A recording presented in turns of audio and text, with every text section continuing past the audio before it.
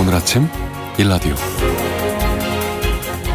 안녕하십니까. 오늘 아침 일라디오 아나운서 오승원입니다. 평온한 일상의 어느 날 닥치는 자연재해, 겪어본 사람들에겐 큰 트라우마가 되고 생각만 해도 누구나 참 두려운 일이죠.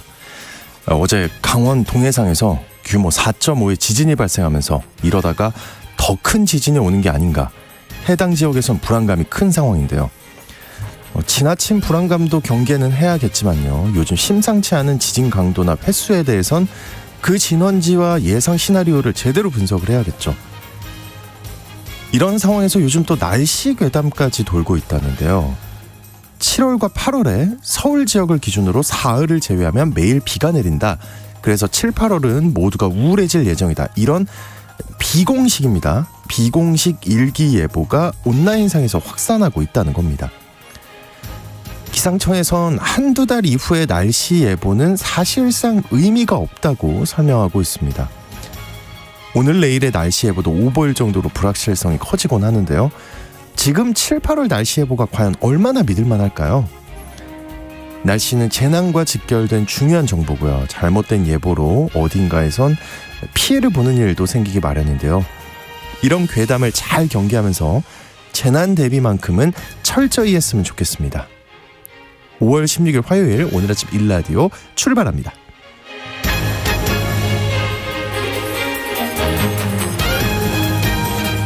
오늘 아침 일라디오, 이 시간은 물론 KBS 일라디오의 모든 프로그램은 유튜브 KBS 일라디오 공식 채널이나 모바일 콩 어플리케이션 통해 실시간으로 함께 하실 수 있습니다.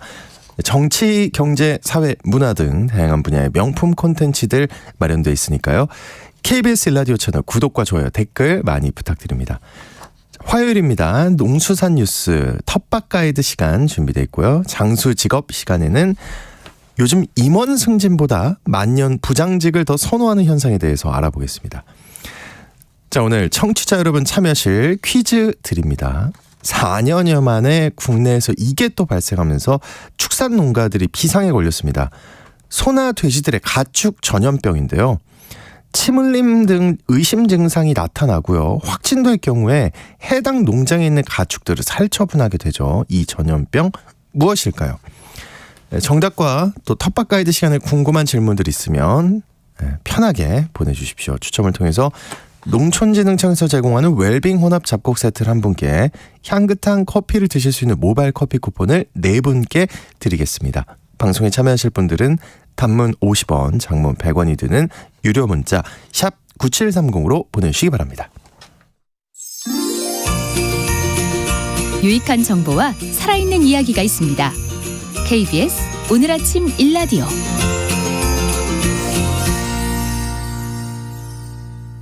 농수산 뉴스 시간입니다. 농협협동조합 중앙회장직을 현행 단임제에서 연임을 한 차례 허용하는 내용 등을 담은 농협법 개정안이 본회의 처리만 남겨두게 됐다는 소식인데요.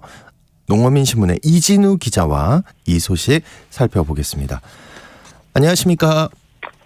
네, 안녕하십니까? 네, 농업중앙회장직의 연임을 한 차례 허용하는 개정 법안이 상임위까지 통과가 됐다고요?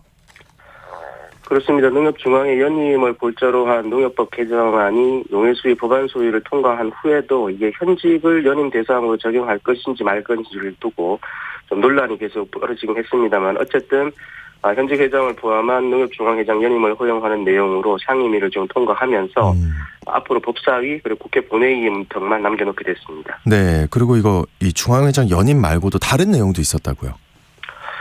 그렇습니다. 이게 중앙회장 연임을 한 차례 허용하는 것 이외에 또 농협중앙회가 회원조합을 대상으로 무이자로 지원하는 자금이 회원조합 지원 자금이라는 게 있는데요.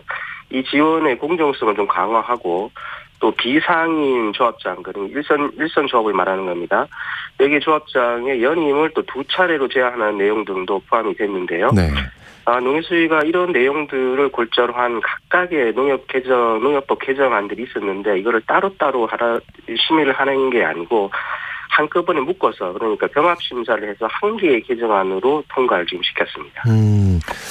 수협중앙회장의 연임을 허용하는 내용을 골자로 한 수산업협동조합법 개정 법률안도 국회에 발의돼 있다고 하죠. 이건 어떻게 되고 있나요? 이거는 지난해 4월에 농해수위 소위원회 회부가 된 후에 이렇다 결론을 지금 못 내고 있는 상황인데요. 네. 이전까지 그러니까 20대 국회까지만 보더라도 연임과 관련해서는 농협과 수협중앙회를 묶어서 결론을 내겠다는 게 이게 농해수위의 입장이었습니다. 그런데 이번에는 그렇지가 않았고요. 현재 수협법에서는 연입을 허용하고 있지는 않지만 또 중임에 대해서는 또 금지하고 있지 않은 상황인데요. 네. 그래서 이에 대해서는 수협중앙이 내부적으로 아직 결론을 좀 내지 못한 것 아닌가 이렇게 생각이 됩니다. 네. 또 다른 소식 하나 더 살펴보겠습니다. 지난주에 4년 4개월 만에 구제역이 발생했죠. 이게 어떤 상황인가요, 지금? 그렇습니다. 이게 2019년 1월을 마지막으로 그간 구제역 발생이 다행히도 없었었는데요. 지난 10일에 청주의 한 한우 농장에서 구제역이 발생을 했고 이어서 인근 한우 농장에서도 속속 확진 사례가 발생을 했습니다. 그리고 또 청주에 이어서 정평군에서도 구제역이 확정이 됐고 어제 다시 또 청주시 소재 한우 농장 한 곳에서 이 여심 사례가 발생이 됐는데요. 이것까지 확진이 된다면 총 7건으로 지금 발생 건수가 늘어나게 되는 상황입니다. 네, 아이고. 근데 이번 구제역 바이러스가 외국에서 유입된 것으로 보던데요. 그럼 현재 우리가 접종하고 있는 백신 효과에는 문제가 없나요? 일단 이제 농림축산검역본부가 지난 10일에 구제역이 발생한 한우 농장 이곳에서 바이러스를 채취해서 유전자를 분석을 했는데요. 이 유전자가 2019년부터 2020년에 동남아 지역에서 발생한 구제역 바이러스 분리주 그것과 98.8% 정도의 상동성을 보였다고 이야기하면서 외국 유입 가능성을 제기를 했습니다. 네네. 반면에 2017년과 2019년 국내에서 발생한 바이러스와는 유전형은 같지만 상동성이 94.7%에서 96.3% 정도로 상대적으로 낮다 이렇게 밝히긴 했는데요. 그럼에도 불구하고 유전형이 같아서 현재 국내에서 접종하고 있는 백신으로도 이번 구제역 바이러스를 방어할 수 있다고 판단된다는 게 검역본부의 설명이었습니다. 네. 이렇게 되면서 지난해 우리 정부가 세계동물보건기구에 제출했던 구제역 백신 접종 청정국 지위 회복 신청서도 물 건너가게 됐다면서요. 그렇습니다. 이게 청정국 지위를 크게 이제 백신을 접종하면서 일정 기간 동안 구제역이 발생하지 않은 경우에 주는 백신 청정국 지위라는 게 있고요. 네. 또 백신을까지 접종하지 않은 상황에서도 구제역이 발생하지 않을 경우에 주는 청정국 지위 이렇게 두 가지로 나뉘는데요. 이게 백신 청정국 지위를 받더라도 수출국과 위생협정을 잘 체결을 하면 수출이 가능했는데 이게 좀 어려워졌다 이렇게 볼 수 있겠습니다. 어쨌든 현재로서는 추가적인 확산을 막아서 더 큰 피해가 없도록 하는 게 제일 중요하겠습니다. 네, 맞습니다. 이래저래 올봄 농축산 분야에 좀 사건 사고가 있는 것 같은데 지난 3월 말과 4월 상순에 발생한 갑작스런 저온 현상, 근데 이 냉해 피해를 입은 면적이 10,000헥타르에 가깝다는 집계가 나왔다고요? 그렇습니다. 이게 3월 27일부터 28일 그리고 4월 8일부터 9일에 이상 저온으로 냉해 피해를 입은 면적이 이게 지난 8일 기준으로 집계된 것만 9,628헥타르에 달하는 것으로 나타났는데요. 네. 이 대부분이 이제 과수 부분에서 피해가 발생한 거라고 합니다. 이게 아시다시피 과실수 같은 경우는 꽃이 피고 수정이 되면 그 이후에 열매로 결실을 맺게 되는데요.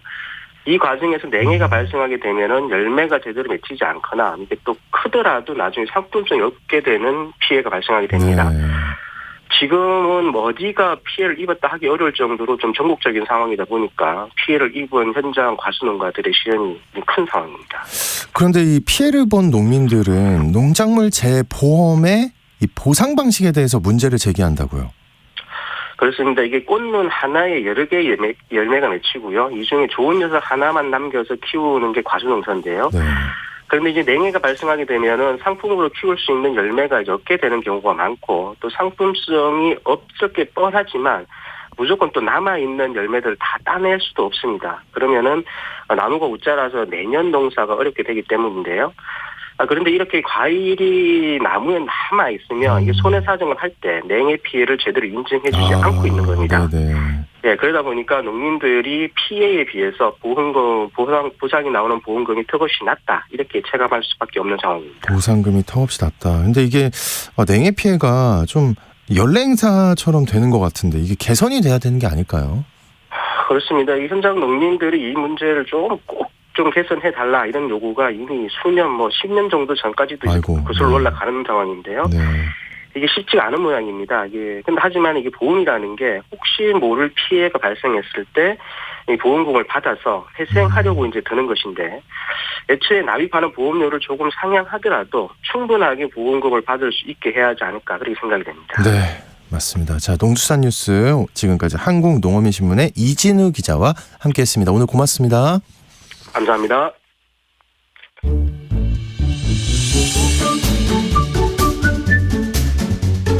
아침을 여는 기분 좋은 습관. KBS 오늘 아침 1라디오.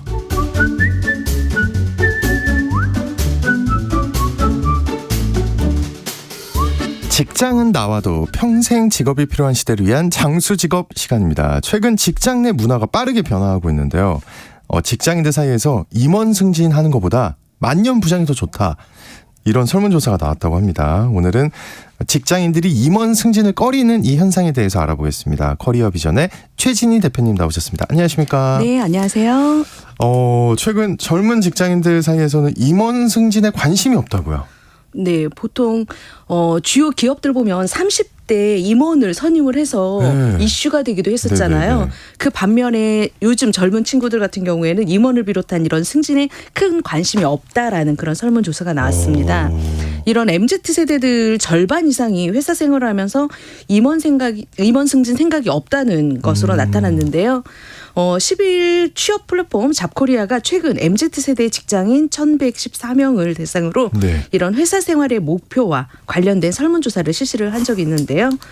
회사 생활을 하며 임원까지 승진하고 싶은가라는 이런 질문에 절반 이상이 54.8%가 임원까지 승진할 생각 없다. 이렇게 답을 했다고 합니다. 그에 반해서 그래 나 임원 되고 싶어라고 하는 대답은 45% 절반이 안 된다라는 거죠. 업무 성과를 인정받고 빨리 승진하겠다는 생각 대신에 그냥 적당히 남들만큼 일하고 남들만큼 다니면서 적당하게 성과도 받는 이런 속도를 희망한다고 합니다. 이거 잘못됐어요. 남들보다 덜 일하고.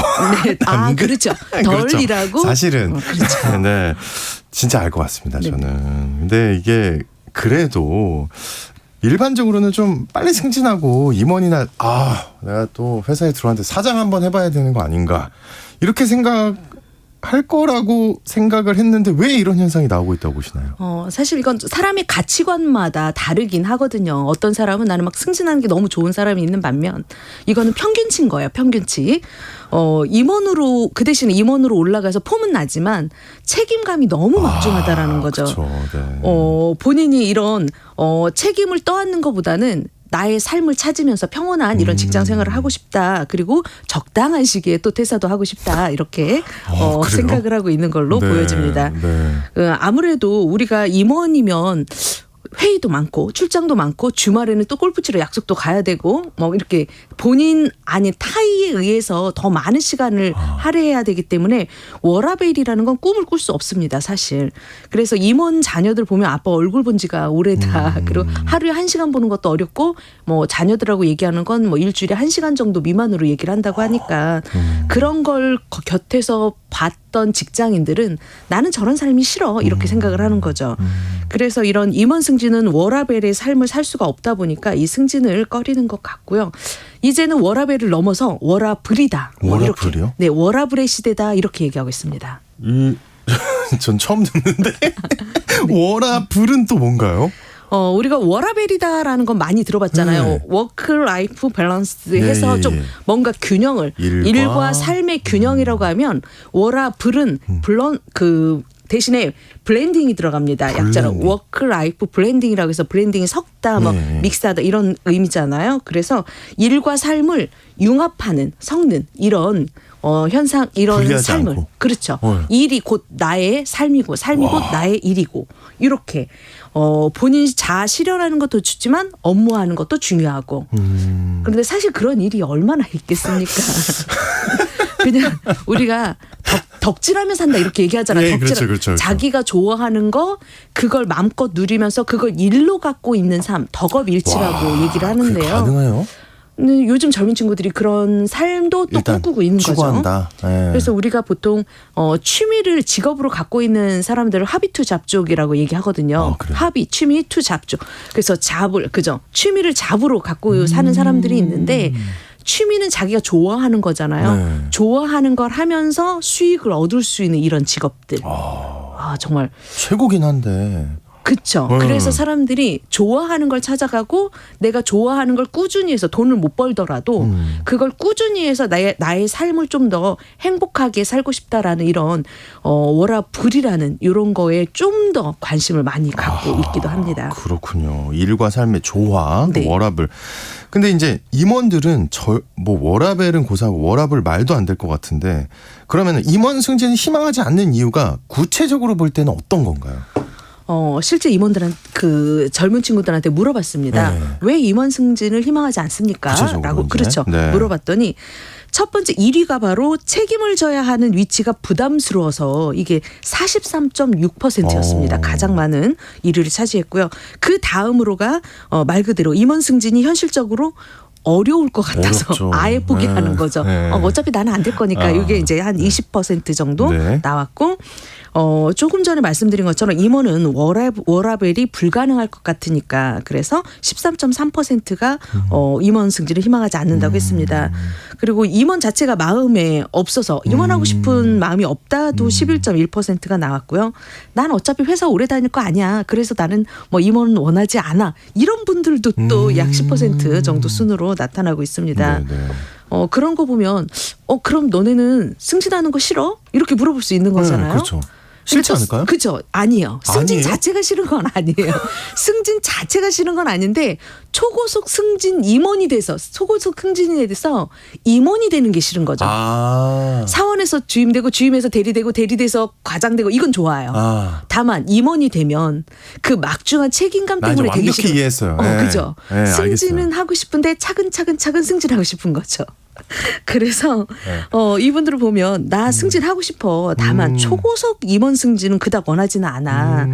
그래서 남들과 비슷하게 승진하면 된다라는 이런 의견이 약 50% 이상이 나왔습니다. 그 다음으로 뭐 빨리 승진하고 싶다는 27%밖에 안 됐었고요. 승진에 크게 관심 없어. 뭐 이런 사람들도 20%, 승진하고 싶지 않다는 3.3%밖에 안 됐습니다. 제 그냥 개인적인 얘기인데 초고속 승진 걱정 안 하셔도 될 것 같고 그냥 제 개인적으로는 남들 하는 만큼 승진하는 것도 저는 어렵던데 네 그것도 굉장한 일이다. 저희가 통계치를 낸 네. 것이 있는데요. 기업에서 핵심 인재가 누구냐라고 할 때 직장인의 80% 이상이 다 자기가 핵심 인재라고 생각을 한대요. 내가 없으면 우리 회사는 안 돌아가 막 이렇게 생각을 하고 있는 거죠.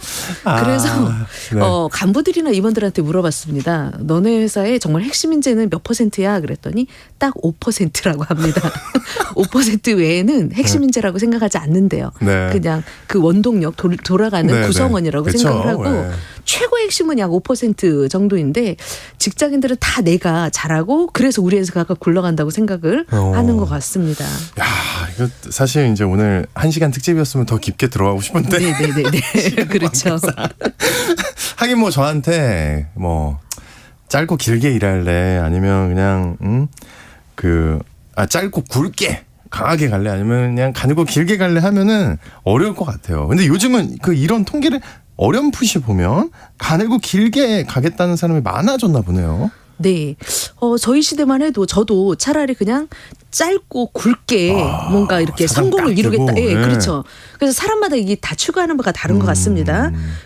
그래서 이걸 물어본 거예요. 업무량과 직장 생활 기간에 대해서 이 인식 조사를 한번 해봤는데요. 잡코리아가 그러면 네. 어느 정도 일하고 싶은지를 물어봤습니다. 그랬더니 남들만큼 일하는 것으로 충분하다. 평균적으로 일하고 싶다.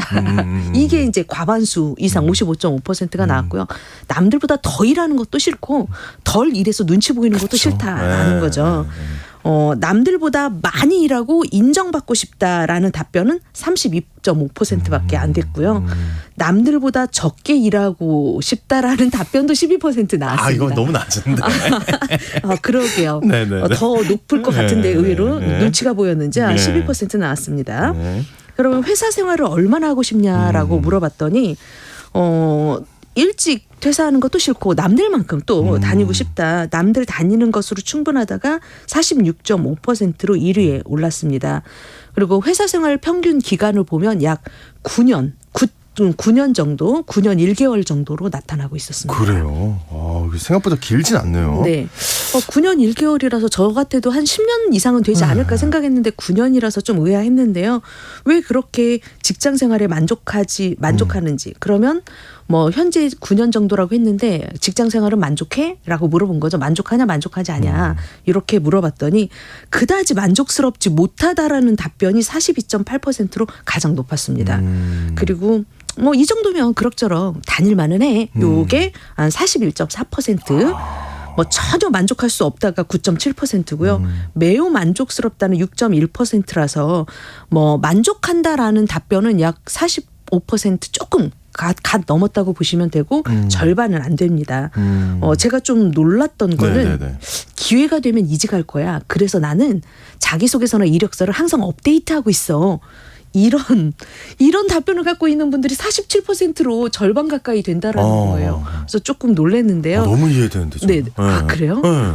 저는 헤드헌팅 하는 입장에서 이런 생각을 다 갖고 있다라는 게 제가 할 일이 좀 많아졌구나 이런 생각. 축하드립니다. 네네. 커리어 비전 만세. 네, 이렇게 하게 됐고요. 네네. 좀 더 적극적으로 이직 활동을 준비하고 있다라고 하는 분들도 26.2%였습니다. 그래서 4명 중에 1명은 이미 내가 이직할 결심을 하고 직장 생활을 하고 있다라는 거죠. 좀 안타깝긴 합니다. 회사 입장에서는. 그게 저는 좀 이해가 되는 게 현재가 그렇게 만족스럽지 않아서 그렇죠. 네, 그러니까 미래에 대한 꿈을 꾸면서 현재를 버티는 거거든요. 저는 굉장히 이해하고 있습니다. 네. 알겠습니다.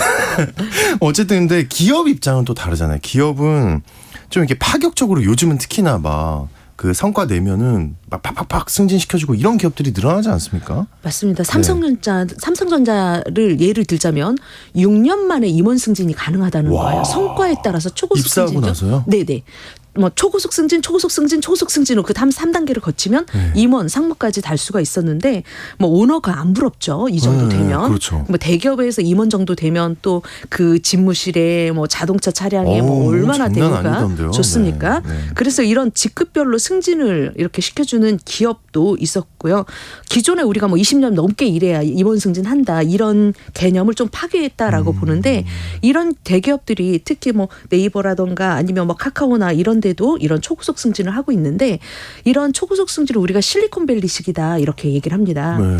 보통 뭐 실리콘밸리라는 데가 뭐 실리콘 칩 제조회사들이 좀 모여서 세계적인 IT나 이런 뭐 반도체 이 회사들이 다 몰려 있거든요. 그러다 보니까 그 세계에서 뭔가 운영되고 있는 시스템, 인사 보상 시스템을 다른 기업들도 따라하기 시작을 한 거예요.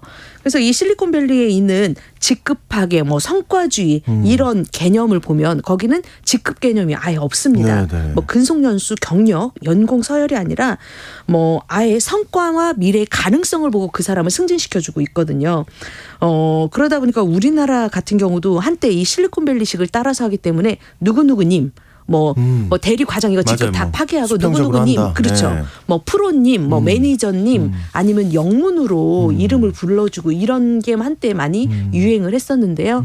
그것도 이제 문화의 차이가 조금 있었는지 다시 우리나라도 그렇게 실리콘밸리식으로 갔다가 다시 돌아오는 회사들도 많이 있습니다. 이거는 좀 문화적 차이가 조금 있었던 네, 거죠. 이건 좀 여러 가지 생각을 해봐야겠네요. 네. 자, 오늘 직장인들 사이에서 임원 승진을 꺼리는 이유에 대해서 많은 정보와 이야기 들려주셨습니다. 장수직업 시간 커리어 비전의 최진희 대표님과 함께했습니다. 오늘 고맙습니다. 네, 감사합니다.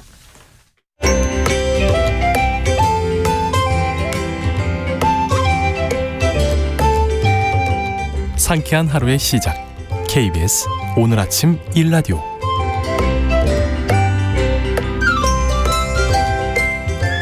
도시 농부들의 텃밭 가이드 수원 씨앗도서관 박영재 관장님과 함께합니다. 안녕하십니까? 네, 안녕하세요. 네, 오늘 여러분 텃밭과 관련해서 궁금한 점 있으시면 단문 50원, 장문 100원이 드는 유료 문자 샵 9730으로 지금 바로 문자 보내주시기 바랍니다. 아주 자세하게 답변 드리도록 하겠습니다. 관장님 요즘 텃밭에서 많은 작물들이 자라는 시기인데 오늘은 뭘 중심으로 살펴볼까요? 이제 본격적으로 기온이 최저 기온도 15도 이상으로 이렇게 올라갈 것 같더라고요. 이제 예보가 네. 보니까. 예. 고추나 가지를 심으신 분들은 심은 지 오래됐는데 아직도 이렇게 자라지 않는다고 굉장히 고민을 많이 하셨는데 네. 이제부터 아마 이제 폭풍 성장을 오. 하는 시기를 맞을 것 같습니다. 네, 네. 오늘은 텃밭의 이제 대표 작물이라고 할 수 있는 고추에 대해서 한번 알아보겠습니다. 고추에 대해서 고추 진짜 많이 심으시더라고요. 저희 부모님도 심으신 걸로 알고 있는데. 네. 네. 고추는 우리나라에서 대표적인 경제 작물이죠. 네. 그래서 이제 풋고추나 고춧가루 같은 경우로 이렇게 생산을 해서 돈으로 바꿀 수 있는 황금성이 높은 작물이라는 뜻인데요. 그래서 텃밭에서도 모두 이제 각자 선호하는 맛의 고추를 심기도 합니다. 그렇군요. 경제 작물이다. 네. 근데 이 고추로 겨울에 김장을 하시던데 고추라는 작물이 나라마다도 정말 다양하잖아요. 어떤 작물인가요? 좀 궁금해요. 네. 네. 고추는 원산지가 남미 지역입니다. 남미예요. 네. 그 후추를 생산하는 인도를 찾기 예. 위해서 이제 서쪽 항로를 이렇게 찾다가 콜럼버스가 신대륙에서 이렇게 고추를 발견을 했는데요. 예, 후추를 찾다가 고추를 찾은 거예요. 후추와 같은 매운맛이 나기 때문에 빨간 후추라는 뜻으로 이제 레드페퍼라고 하죠. 예. 근데 서양 사람들이 선호하는 맛이 아니었나 봐요. 그래서 동양에서부터 이렇게 심기 시작을 해서 나중에 이제 서양에 이렇게 심게 되었는데 그러다 보니까 서양 사람들은 고추가 남미가 아니라 동양에서 저도 그런 줄 알았어요. 나온 작물이라고 이렇게 생각을 한다고 합니다. 우리나라에도 조선 중기 또는 이제 후기 이쯤에 이제 임진왜란 즈음에서 들어온 게 이 고추라는 작물입니다. 그렇군요. 지난번에 다른 코너에서 음식과 정신 건강에 대해서 알아본 적이 있는데 그때 들어보니까 매운맛이라는 거 통증이라고 하더라고요. 네. 네. 매운 맛이라고 했는데 사실 맛이 매운 아니다. 맛이 네. 아니죠. 네. 예, 이런 맛은 없고요. 네. 예, 혀에서 느끼는 이제 통증이라고 합니다. 사람이나 이렇게 초식동물들이 초식동물과 같은 이게 포유류들은 이런 통증을 좀 느끼는 세포가 좀 발달돼 있나 봐요. 반면에 이제 새라든지 이런 조류들은 입에서 통증을 느끼는 어떤 그런 세포들이 없어서 새들이 열매를 먹고 배설물을 통해서 씨앗이 이렇게 퍼질 수 있도록 진화된 식물입니다. 네. 일부 열대지방이나 시설 하우스 안에서 온도를 이렇게 유지하는 경우에는 나무로도 키울 수가 있어요. 나무로요? 네. 일부 가정에서 이렇게 나무로 키우시는 분들도 계시더라고요. 그렇군요. 네. 매년 이렇게 수확할 수가 있습니다. 네, 네, 네. 농촌진흥청에서 견학을 갔다가 이런 나무고추를 본 적도 있는데요. 하지만 우리나라 같이 이제 사계절이 이렇게 뚜렷한 지역에서는 1년생으로 보통 재배를 하게 됩니다. 이게 나라마다 또 지역마다 종류도 다양할 것 같아요. 그죠? 네. 원산지에는 색상이라든지 모양, 맛에 따라서 다양한 고추가 자생하거나 또 재배되고 있습니다. 우리나라의 경우는 이제 붉은색이 이렇게 선호되다 보니까 붉은색의 고추가 이제 많이 재배되고 있고요. 맛도 첨가용으로 재배되고 있는 이제 풋고추에서부터 그렇죠. 매운 고추에 이르기까지 아주 다양한 품종들이 시판되고 있습니다. 이 외에도 이제 고춧가루가 많이 나오는 그런 품종들도 있고요. 요즘은 토종고추 뿌리 쪽을 대목으로 해가지고 시판하는 육성종 줄기를 이렇게 접목을 해서 접목묘를 이렇게 만들어서 재배하는 경우도 많습니다. 이 경우에는 이제 질병에 강한 토종의 특성에 많은 수확량을 볼 수 있는 육성종의 어떤 장점을 같이 이렇게 활용할 수 있다는 장점이 있습니다. 네. 그러면 고추 심을 때 알아두면 좋을 정보 있으면 좀 주시죠. 네. 고추를 심을 때 포기 사이에 함께 심을 수 있는 작물로 이렇게 좀 구성을 해봤는데요. 열무나 얼갈이, 레디시, 청경채와 같은 작물들입니다. 우리가 이제 동반작물이라고 한번 배운 적이 있었죠. 동반작물. 네. 고추에서 나오는 냄새 때문에 이렇게 사이에 자라는 이렇게 십자화과 작물들이 건강하게 자랍니다. 신기하네요. 네. 네. 심을 때는 토마토 심을 때와 같이 줄기의 잎 두 마디 정도는 흙 속으로 들어가게 이렇게 깊게 심어줘도 됩니다. 그러면 줄기에서 이제 뿌리가 나와서 훨씬 더 건강하게 자라고요. 또 이제 3주마다 웃거름을 줘야 하는데요. 비가 계속 내리는 장마철에는 웃거름을 퇴비해서 액비로 바꿔서 잎사귀 뒷면에 이렇게 살포하는 연면시비라는 것을 하게 됩니다.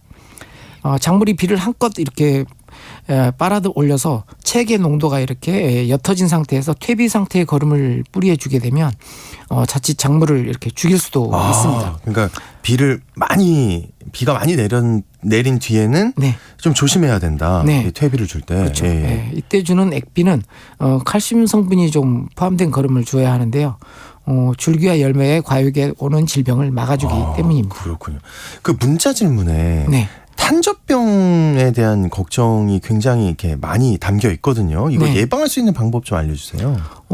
이제 비가 많이 오게 되는 날씨에서는 아무래도 이제 병해충이 이게 빗물에 의해서 흙탕물이 이렇게 튀어서 이게 탄저균이 땅 속에 있던 흙 속에 있던 이제 탄저균이 올라오게 되거든요.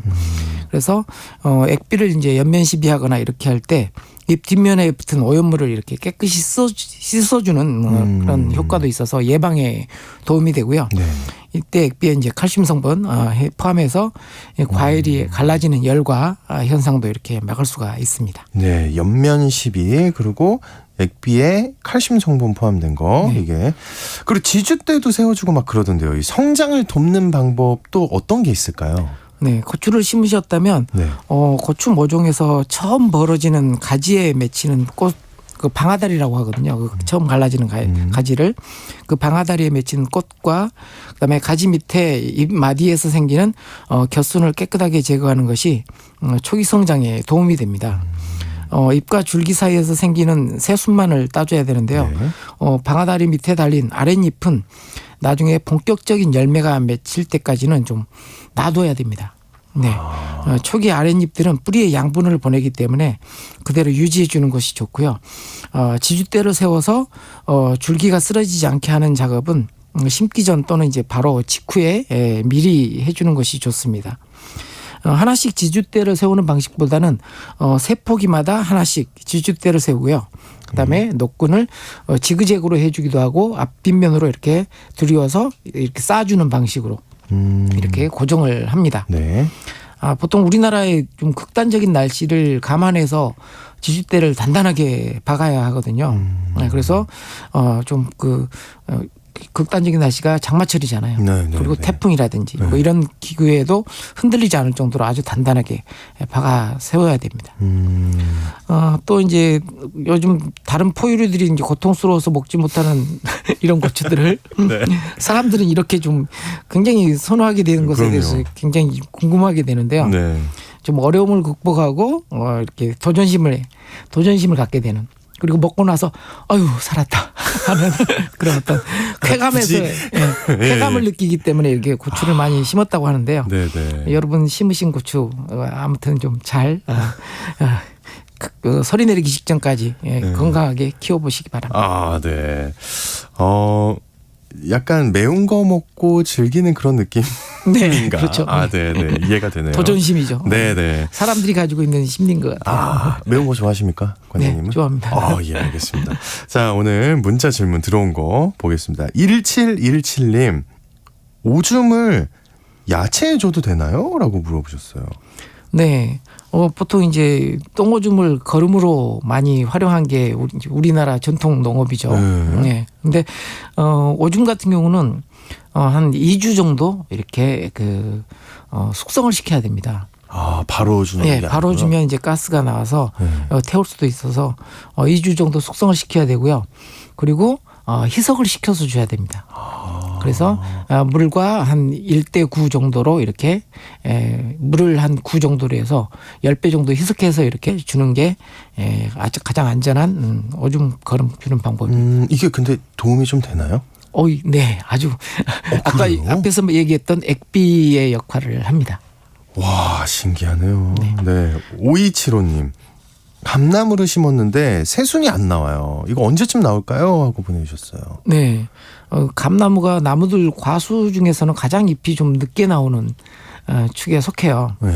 그래서 보통 이제 심어져 있는 나무들 같은 경우는 4월 중순에서 5월 초 사이에 잎이 나오는데 지금 5월 중순인데 아직 안 나오셨다면 새로 심은 나무일 경우일 것 같아요. 네, 그래서 좀 기다려 보시면 나올 것 같습니다. 네. 7864님, 텃밭 가이드 귀한 빗물 관리 어떻게 해야 이게 효과적일까요? 라고 보내주셨어요. 네. 빗물 관리. 보통 일반적으로 이렇게 지하수를 퍼올려서 주는 물보다는 빗물을 받아서 이렇게 밭에 주면 굉장히 거름 주는 효과도 있고요. 아, 그래요? 네, 그리고 물도 아주 건강한 물이거든요. 어떻게 그렇게 차이가 날까요? 지하수랑은? 비에서 내리는 물에는 비에서 이렇게 공기 중에 있는 질소가 이렇게 용해돼서 내리기 때문에 약하긴 하지만 거름기도 있고요. 그리고 불순물이라든지 오염된 어떤 그런 물질들이 적어서 굉장히 깨끗한 물입니다. 네. 그래서 보통 이제 빗물바지 통을 이렇게 만들어서 이렇게 빗물 저금통을 만드시는 농가들도 있거든요. 그래서 하우스라든지 이런 데다 홈통을 설치해서 하는데 좀 깨끗하게 관리하기 위해서는 내리는 물을 이렇게 잘 걸러서 모으도록 이렇게 해 주시고요. 네. 좀 깨끗하게 관리하는 그거 빼고는 특별한 방법은 없으니까요. 좀 많이 모아서 좀 활용해 주셨으면 좋겠습니다. 빗물 저금통이라는 표현이 있는 것도 전 처음 알았는데, 네. 일단 깨끗하게 많이 모아라. 네. 알겠습니다. 5056님, 고구마 순 심을 때 물을 주니까 잎이 시드는데, 물을 안 주면 안 될까요? 이거 궁금하네요. 라고 보내주셨어요. 네. 고구마 이거 어려운데요? 물을 주니까 잎이 시들어요? 물을 줘서 시든 게 아니고요. 그래요? 네. 고구마 순에 달린 잎은 어차피 시드는 겁니다. 네. 그러니까 땅 속에 들어가서 네. 새로 나온 순이 이제 앞으로 계속 이어나갈 잎들이고요. 지금 순을 심을 때 잎들은 이미 시들어서 양분을 이제 뿌리 쪽으로 보내서 없어지는 거니까 새 잎이 나올 때까지는 좀 기다리시기 바랍니다. 물과는 상관없습니다. 물과는 상관없다. 네. 고구마 순과 이별을 준비해라. 어차피 또 새로운 만남이 기다리고 있다. 네. 알겠습니다. 7911님. 해바라기 씨를 심은 지 10일 정도인데 왜 싹이 안 날까요? 궁금합니다. 라고 보내주셨어요. 네. 해바라기 씨는 보통 5일에서 일주일경이면 싹이 나오거든요. 네. 근데 10일 정도인데 이렇게 싹이 났지 않았다는 것은 한번 살짝 그 심었던 자리를 한번 파보시기 바랍니다. 파요? 다시? 네. 네. 그래서 나고 있는지 안 나고 있는지 확인을 하시는 게 나을 것 같고요. 보통 해바라기 씨는 딱딱한 껍질이 싸고 있어가지고 살짝 껍질을 이렇게 깨주고 심어야 훨씬 더 발화를 잘합니다. 그렇군요. 한번 파서 확인을 해보고. 살짝 파보셔야 돼요. 살짝. 그러니까 저 같은 사람은 또 과감하게 파거든요. 살짝. 예. 알겠습니다. 우리 다른 그 질문 하나 들어왔던 게 295 하나님. 고추의 진드기를 없애는 방법을 알려주세요 하고 보내주셨어요. 네. 295 하나님. 네. 보통 이제 진드기라고 하면 이제 진딧물이겠죠. 네. 네, 진딧물 같은 경우는 이제 이미 이제 생겼으면 사실 진딧물을 완전히 방지하는 것은 화학적인 농약을 쓰는 방법밖에 없거든요. 그래서 친환경적인 방법으로는 미리미리 이렇게 목초액이라든지 이런 걸로 이렇게 미리 예방을 하시는 게 가장 중요합니다. 그래서 고추를 심으신 분들은 목초액 약국에서도 팔거든요. 그걸 이제 한 500배 정도 희석을 해서 주기적으로 예방하는 방법이 가장 진딧물을 없앨 수 있는 방법. 그러면 만약에 이제 생겼으면은 이제 어쩔 수 없이 농약을 쓰는. 예, 그렇죠. 그게 가장 좋은 방법입니다. 알겠습니다. 자, 오늘 텃밭 가이드 시간 수원 씨앗도서관의 박영재 관장님과 함께했습니다. 오늘 얘기도 역시 고맙습니다. 네, 감사합니다. 네, 4022님 구제역입니다. 가축 키우시는 분들 힘내세요. 이렇게 보내셨고요. 2423님 문제 내고 바로 답까지 알려주는 친절한 방송. 정답 구제역입니다 하고 보내주셨습니다. 네. 맞습니다. 2423님 많은 사랑 부탁드립니다. 네, 7011님 정답 구제역이요. 코로나가 좀 수그러드니 구제역이 와서 가축농가의 걱정과 근심이 깊어 안타까운 마음입니다 하고 보내주셨고요. 맞습니다. 네, 강문주님 오늘 아침 일라디오 콩에서는 다시 듣기가 안 되나요? 네, 좋은 정보 다시 듣고 싶었는데 못 찾겠어요 라고 보내주셨는데요. 네, 오늘 아침 일라디오 유튜브에서 다시 들으실 수 있습니다. 날짜와 함께 오늘 아침 일라디오를 검색하시면 되는데요. 이 날짜를 검색하실 때 지금이 2023년도잖아요. 그러면은 230516 이렇게 하면 오늘자 검색이 되는 거고요. 230516 한 칸 띄고 오늘 아침 하면은 이제 오늘 방송 다시 듣고 보실 수 있습니다. 예, 여러분 검색이 조금 어렵다는 분들이 많아서 저희가 이렇게 자세히 알려드리는 점 참고 부탁드리고요. 저희가 준비한 소식 오늘 여기까지고 내일 저희 다시 돌아옵니다. 오늘 하루 정말 기분 좋고 건강한 하루 보낼 수 있도록 여러분 제가 기도하겠습니다. 내일 만날게요. 안녕히 계세요.